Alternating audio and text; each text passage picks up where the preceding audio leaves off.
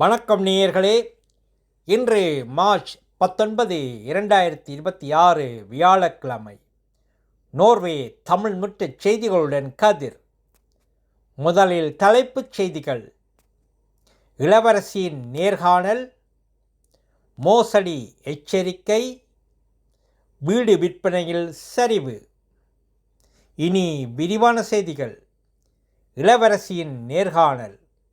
இன்று இளவரசி மெத்த-மாரித் மற்றும் இளவரசர் ஹோகோனை நோர்வே ஊடகம் NRK நேர்காணல் செய்துள்ளது. பாலியல் குற்றவாளி எப்ஸ்டைன் தொடர்பான பழைய நட்பு குறித்து இளவரசி திறந்த மனதுடன் பேசியுள்ளார். முழு நேர்காணலும் நாளை வெள்ளிக்கிழமை வெளியிடப்படுகிறது. மோசடி எச்சரிக்கை. FOE நோர்வே பொதுநல அமைப்பின் பெயரில் போலி மின்னஞ்சல்கள் மற்றும் குறுஞ்செய்திகள் பரவி வருகின்றன.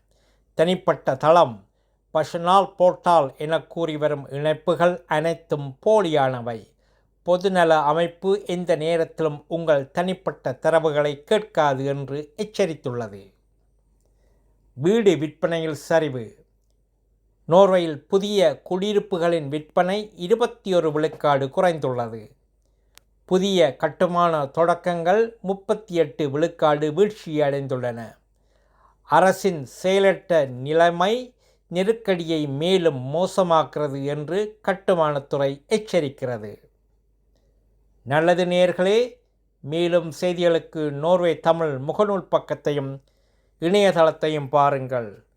உலகெங்கிலும் தமிழ், நம் உணர்வெங்கிலும் தமிழ்.